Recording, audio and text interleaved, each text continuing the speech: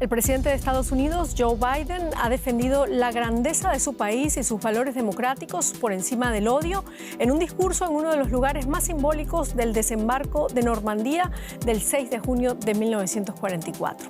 Con esto comenzamos. Los saluda Silvia Cabrera desde Berlín. Titulares. Joe Biden ofreció un sentido discurso en Francia y convocó a resistir a las agresiones de Rusia contra Europa. El presidente estadounidense advirtió contra la tentación del repliegue internacional y defendió la libertad y la democracia. Biden se reunirá el sábado con Emmanuel Macron. Y durante una intervención en el Parlamento francés, Volodymyr Zelensky llamó a sus aliados occidentales a hacer más para salvar la paz en Europa y calificó al presidente ruso Vladimir Putin de enemigo común. Macron anunció la cesión a Kiev de aviones de combate Mirage. El presidente de Alemania, Frank-Walter Steinmeier, guardó un minuto de silencio por el policía que murió tras el ataque con cuchillo en Mannheim. Calificó el hecho como un acto terrorista con evidente trasfondo político. La muerte de la gente reabre el debate sobre migración.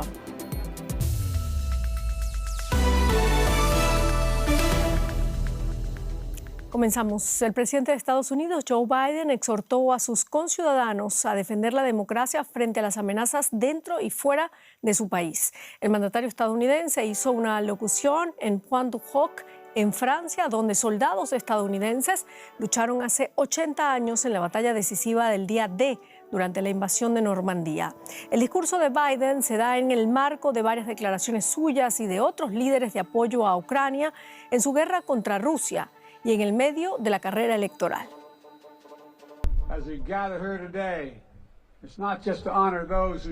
Nos reunimos aquí hoy no solo para honrar a quienes mostraron tanta valentía aquel 6 de junio de 1944, sino también para oír el eco de sus voces, para escucharles, porque nos están llamando, nos preguntan qué haremos. No nos están pidiendo que escalemos estos acantilados, nos piden que nos mantengamos fieles a lo que Estados Unidos representa. No nos piden que demos o arriesguemos nuestras vidas, pero sí que nos preocupemos por los demás en nuestro país, más que por nosotros mismos. No nos piden que hagamos su trabajo, nos piden que hagamos nuestro trabajo, que protejamos la libertad en nuestros tiempos, que defendamos la democracia, que nos opongamos a la agresión en el extranjero y en casa, que formemos parte de algo más grande que nosotros mismos. Y vamos ahora a París. Diana Jayón con más detalles. Diana, ¿qué tal? Bueno, un llamado a la democracia en un momento en que los populismos y nacionalismos de derecha ganan adeptos no solo en Estados Unidos, sino en el mundo. ¿Cómo se ha visto este mensaje de Biden allí en Francia? Sí, Silvia, por supuesto, casi que el presidente volvía a recalcar lo que decía ayer, esa importante unión y lucha por la defensa de las democracias. Como bien lo decía el reporte anterior, Biden se ha fijado en poner de ejemplo lo ocurrido hace 8 décadas y la lucha que varios hombres dieron durante años para restablecer la paz en el continente. Pues ese es el llamado que ha hecho Biden, que ha sido, por supuesto, muy bien recibido acá en Francia y en general. También el presidente ha aprovechado para demostrar que realmente su voluntad de ayuda es en serio. Ya ha anunciado un nuevo paquete económico de ayuda a Kiev, algo que también hoy ha referido el presidente de Volodymyr Zelensky, el presidente de Ucrania, como una excelente noticia, aunque ha dicho que aún se necesita mucho más para poder vencer a Putin. Las reacciones ante este discurso del presidente Biden han sido positivas, bien recibidas en Francia, un país que también mantiene su decisión de apoyar a Ucrania. Bueno, Joe Biden y Emmanuel Macron han marcado la conmemoración de este 80 aniversario del desembarco de Normandía con un grito de apoyo a Ucrania. ¿Hasta dónde llegará la ayuda de los aliados de la OTAN a Kiev? ¿Qué han dicho ambos mandatarios? Pues Silvia, hace unos minutos comenzó la rueda de prensa en el Palacio del Elíseo por parte del presidente ucraniano y el presidente de Francia, y justamente Emmanuel Macron ha dicho que la ayuda no va a cesar, que continuará, por lo menos Francia, ayudando sin límites a Ucrania. Ha anunciado un paquete de ayuda de 200 millones de euros por parte de este país, así como el entrenamiento de tropas y también esos polémicos aviones de tipo Mirage, esos cazas que anunciaba enviará a Kiev, y que eso sí ha causado un poco de preocupación en Francia. La extrema derecha ha dicho que Macron lo que está haciendo es llevar a su país a una guerra de frente con Rusia, pero el presidente, al igual que el mandatario norteamericano, han dicho que esa ayuda por el momento no tiene una fecha límite y continuará no solamente en lo económico, también han dicho que continuará en otros aspectos, en lo social, en lo tecnológico. Muchísimas gracias, Diana Jayón, desde París. Un gusto, Silvia. Buenas noches. Bueno, y mientras tanto, el presidente ucraniano Volodymyr Zelensky se reunió con el presidente Macron en el Palacio del Elíseo en París. Zelensky se encuentra de visita en Francia como parte de los eventos del aniversario del Día D. Durante la jornada, Zelensky se dirigió al Parlamento francés y en su mensaje a los legisladores franceses expresó que Europa ya no es un continente de paz. Zelensky también elogió la promesa de Macron de suministrar aviones de combate como una señal de que los valores europeos siguen siendo fuertes. Los brillantes aviones de combate franceses, bajo el control de pilotos ucranianos, demostrarán que Europa es más fuerte que el mal que se atreve a amenazar a Europa. Ahora, como hace 80 años, podemos demostrar el poder de nuestra unidad, el poder de la alianza, el poder de nuestros ideales compartidos. Naciones Unidas incluirá a Israel en la lista de países que violan los derechos de los niños en conflictos armados. Así lo anunció este viernes el portavoz del secretario general al gobierno israelí. El embajador israelí ante Naciones Unidas, Gilad Erdan, se mostró conmocionado por la inclusión de su país en la denominada lista de la vergüenza, en la que figuran, entre otros países, Afganistán, Birmania o Somalia. Por otro lado, el ejército de Israel ha revelado los nombres de, en total, 17 combatientes de Hamas y de la Yihad Islámica que supuestamente murieron en el ataque israelí del pasado miércoles contra una escuela de Naciones Unidas en el que murieron al menos 40 personas. Al menos también uno de ellos participó en los ataques del 7 de octubre en las comunidades del sur de Israel, según el ejército israelí.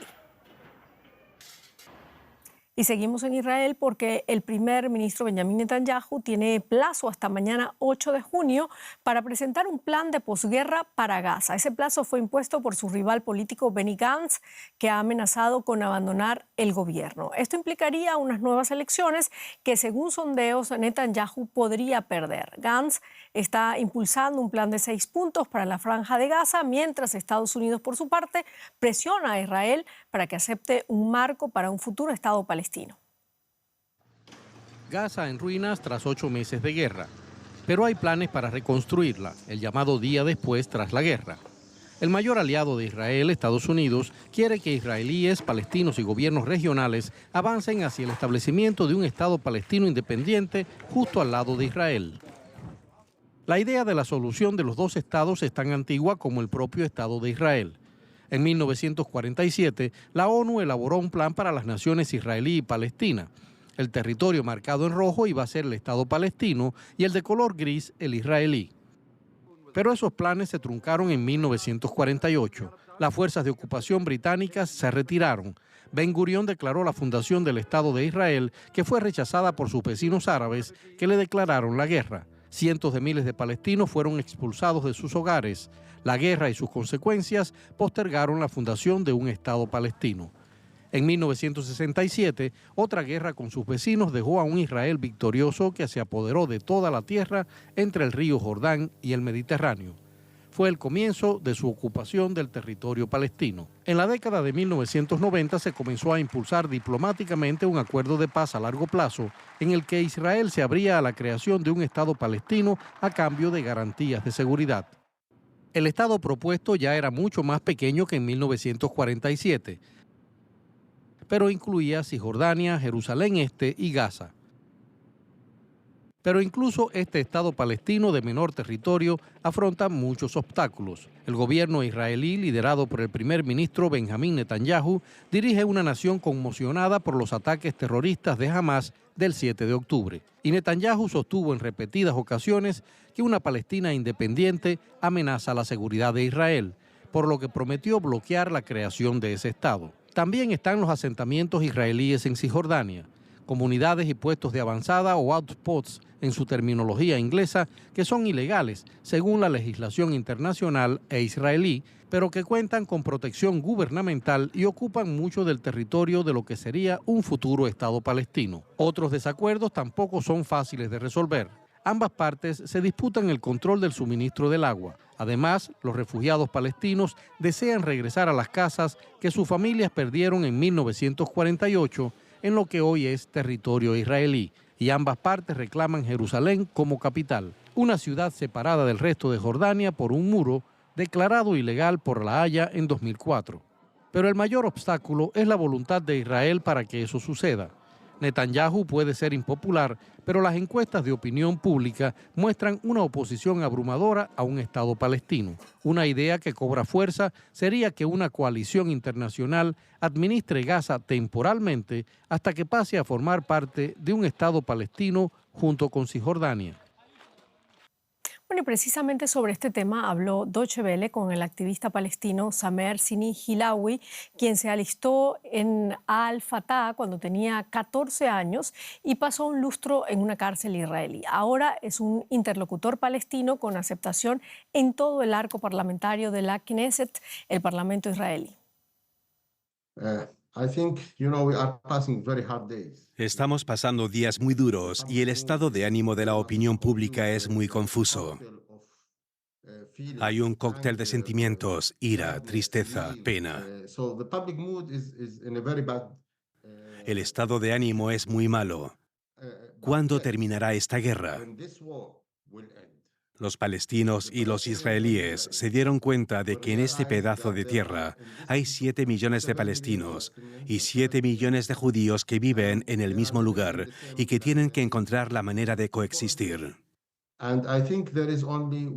Creo que solo hay una forma de lograr este objetivo porque, según parece, la cuestión más importante para los israelíes es poder vivir en un Estado democrático judío. Para lograrlo necesitan separarse de la mayoría de los palestinos.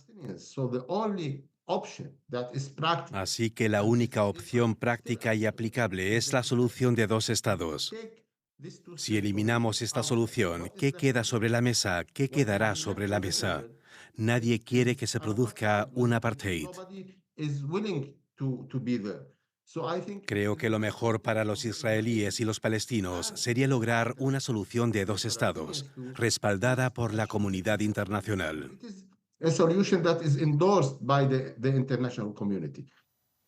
Y la primera ministra de Dinamarca, la socialdemócrata Mette Frederiksen, fue golpeada esta noche en pleno centro de Copenhague por un hombre que fue detenido por la policía. La oficina de la primera ministra afirmó en un comunicado que Frederiksen está conmocionada por el incidente, pero se desconoce si sufrió heridas. Políticos de todos los partidos han expresado su apoyo a la primera ministra.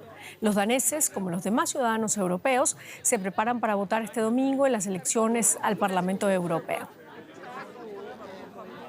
Y el presidente alemán Frank-Walter Steinmeier se unió este viernes a más de 1.500 personas en Mannheim que quisieron rendirle homenaje al policía que falleció en esa ciudad tras un supuesto ataque islamista. Steinmeier aseguró que el asesino llevó a cabo un acto terrorista con un evidente trasfondo político supuestamente islamista y pidió parar la violencia. El sospechoso era de nacionalidad afgana, lo que ha reavivado el debate migratorio en el país ante las elecciones europeas. Un minuto de silencio por el joven policía que murió esta semana tras ser apuñalado en un acto político en la ciudad alemana de Mannheim. El presidente federal Frank-Walter Steinmeier se encontraba entre los cientos de personas que asistieron a la conmemoración. He venido para mostrar mi dolor. Lo que ha ocurrido es algo inconcebible. Me ha conmovido profundamente lo que le ha pasado al policía. Todos los compañeros que están aquí no saben si volverán con vida cuando salen de casa para hacer su trabajo. El agente de 29 años fue apuñalado al intervenir cuando un hombre atacó a varias personas con arma blanca en un acto político contra el Islam y murió a causa de sus lesiones. Las autoridades identificaron como presunto agresor a un afgano de 25 años que llegó a Alemania hace 10 años.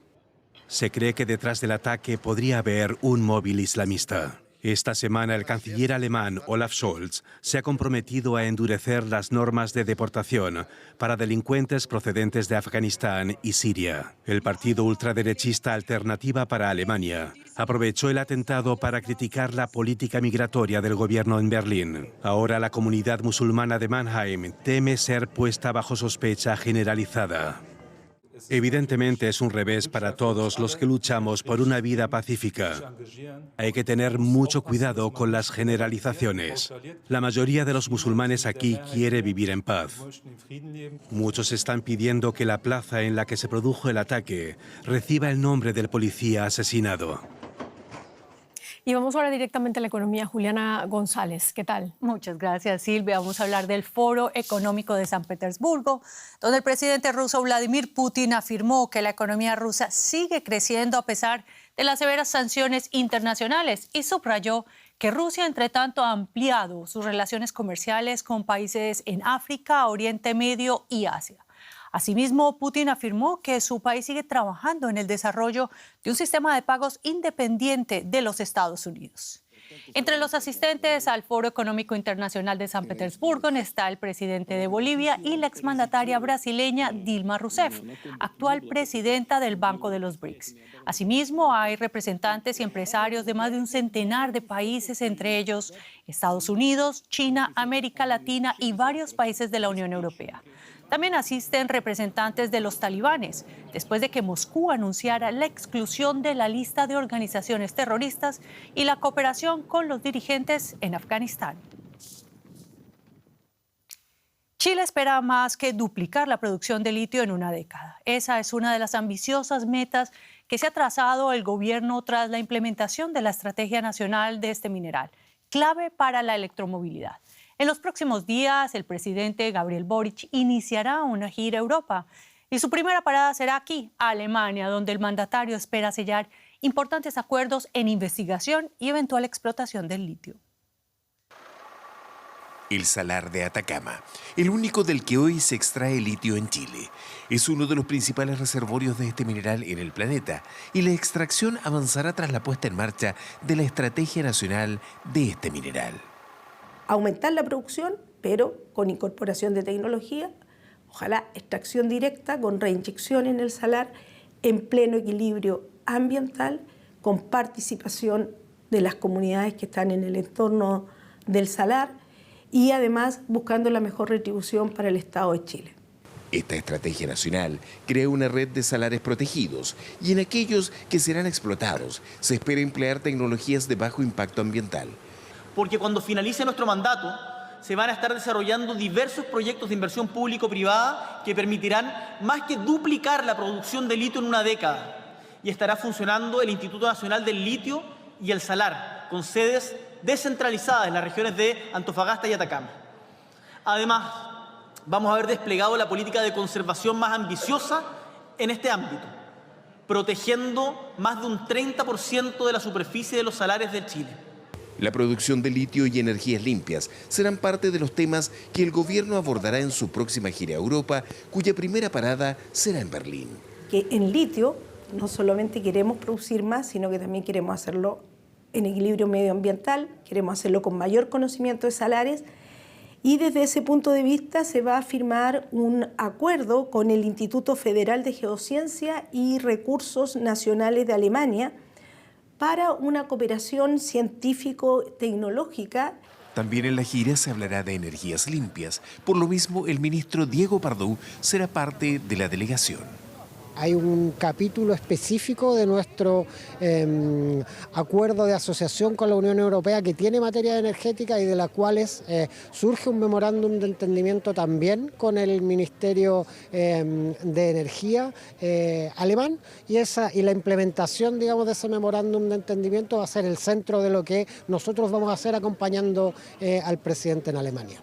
Los pueblos originarios siguen de cerca la implementación de la Estrategia Nacional del Litio. No quieren que el histórico extractivismo minero se repita con el litio. Esto no es solamente cumplir con los derechos ambientales, la sustentabilidad no es solamente ambiental, también es social. Y si el litio, la extracción de litio, no deja recursos para los pueblos originarios, ni recursos para los derechos sociales del pueblo de Chile, salud, educación, trabajo, vivienda, si no hay desarrollo, si finalmente dejan un hoyo contaminado, después se van dejando una estela de pobreza y discriminación como ha sido hasta ahora la historia de la minería mundial, entonces todo este esfuerzo valió para nada y este viaje no tiene ninguna utilidad. Mientras la empresa estatal minera firmaba la semana pasada el primer acuerdo con la privada SQM para explotar en conjunto el litio del salar de Atacama y donde el Estado se transformará en socio mayoritario, se oían cuestionamientos por la gran cantidad de agua salada que se extrae de los salares para obtener el litio y el uso, aunque marginal, de agua dulce. Pero el gobierno de Chile asegura que su modelo es sostenible y que pone el acento no solo en la explotación planificada y controlada de recursos naturales, sino también en la transición energética. Primero tenemos las mayores concentraciones de cobre, las mayores concentraciones del mundo de cobre, las mayores concentraciones de litio, pero además tenemos una radiación solar espectacular. Entonces esta trilogía, cobre, litio, energía solar, genera virtuosidades. Litio, cobre y energías limpias obtenidas del viento y el sol. Insumos claves para la nueva matriz energética que tiene a Chile como un prolífico productor que sale al mundo en busca de nuevos socios estratégicos. Y ampliamos este tema con Jaime Ale, presidente de la consultora ESK, quien nos acompaña desde Viña del Mar. Muchas gracias, señora Ale, por aceptar nuestra invitación. Escuchábamos a la ministra de Minas chilena destacar el equilibrio ambiental, la inclusión de las comunidades y la mejor retribución al Estado con los ingresos del litio. ¿Es esta estrategia tan sustentable como se presenta?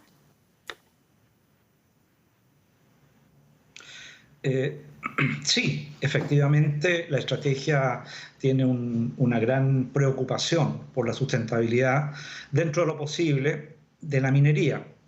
Toda la minería es agresiva, la minería del cobre es agresiva, la minería del carbón, cualquier minería es agresiva y por lo tanto se intenta proteger la naturaleza de la mejor forma posible, pero por definición la minería es agresiva.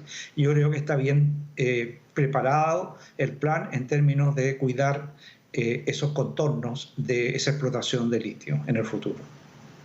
Señora Le, el precio del litio ha perdido fuerza en las últimas semanas. ¿Cuál es la posibilidad real de dar valor agregado al litio en Chile, generando empleos calificados? ¿O podemos estar ante otra explotación de materia prima, como ocurre, por ejemplo, con el cobre chileno? Bien, esa es una muy buena pregunta, ya que es un anhelo, principalmente de los países productores de materias primas, que es de alguna manera aprovechar las materias primas que tienen alto valor industrial en la cadena de producción y tratar de obtener un bypass hacia el desarrollo aprovechando un poco esas materias primas. Desde mi punto de vista, eso no ocurre así, ya que el litio y todas las materias primas son no es parte de la cadena de valor, sino parte de la cadena de suministro. Y en realidad quien manda es aquel que compra esos materiales. En particular, yo creo que Chile y en general los países de materia prima tienen pocas posibilidades de obtener mayor valor en esa cadena.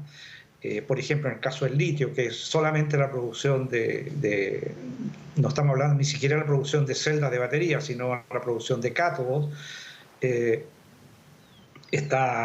está considerada y ya los únicos interesados que habían aparecido concretamente hasta ahora, que es la empresa china BYD, acaba de amenazar con que se va a retirar, pues que el precio ha bajado, que no es tan conveniente. En realidad no tiene ningún interés producir materias un poco más de más valor en esa cadena, tan lejos de los clientes, que son los que fabrican baterías. Señor Jaime Ale, experto en temas energéticos, muchas gracias por sus análisis y saludos hasta Viña del Mar. Muchas gracias y buenas noches. Bueno, Silvia, y el presidente chileno viene a Berlín en los próximos días, tema que ampliaremos muy seguramente contigo. Así es, el vocero de la Organización Mundial de la Salud, Cristian Litmaya, descartó este viernes que el fallecimiento de un paciente en México se haya producido por la gripe aviar provocada por el virus H5N2 y dijo que las causas fueron multifactoriales. El paciente llegó al hospital tras sufrir síntomas durante semanas y falleció el mismo día en que fue examinado. Tras ello, se realizaron pruebas en las que dio positivo por el virus H5N2. El gobierno mexicano había negado una relación directa entre el fallecimiento y la gripe aviar. La gripe aviar es una enfermedad conocida desde hace muchos años en animales, principalmente aves, pero ocasionalmente puede transmitirse a otras especies, incluidos los humanos. Esta semana se confirmó el caso de una persona infectada con el virus, quien falleció en la Ciudad de México, aunque su muerte no es atribuible a la gripe aviar, sino a causas multifactoriales al padecer otras dolencias y enfermedades. Hasta el momento no se han identificado más casos, por lo que la Organización Mundial de la Salud evalúa esta situación como de bajo riesgo para la población. La infección de H5N2 está siendo investigada para ver si fue infectado por alguien que lo visitó o por algún contacto con animales anteriormente. El personal del hospital, los posibles contactos, que creo que eran 17, todos han sido evaluados y todos dieron negativo. Pero ese es solo el personal del hospital en el último día de su vida. Otros contactos que se identificaron en las 12 semanas anteriores también han sido contactados por las autoridades, según lo que escuchamos, y también dieron negativo. La gripe aviar H5 ha causado muchos brotes en las últimas décadas y ha forzado el sacrificio de millones de pollos y gallinas en varios países. Lo raro de este caso es que hasta el momento no se han identificado brotes de gripe aviar en granjas cercanas al domicilio que habitaba el fallecido, aunque un mes antes se detectó un brote de influenza aviar H5N2 en una granja avícola de Michoacán, estado vecino donde vivía el afectado. Desde el gobierno mexicano se llama a la calma y aseguran que no existe riesgo de contagio para la población. No existe ninguna razón para evitar comer pollo o sus derivados o estar preocupado por esto. Eso es lo que les puedo decir. En Estados Unidos hay un foco de gripe aviar, pero de tipo H5N1, que se propaga desde hace varias semanas entre el ganado vacuno. Se han detectado varios casos en humanos, pero todavía ningún contagio de persona a persona. Por el momento no existe una vacuna específica, sin embargo se han desarrollado compuestos en preparación para el caso de que haya una pandemia. Y con esto terminamos nuestro informativo. Gracias por habernos acompañado. Hasta luego.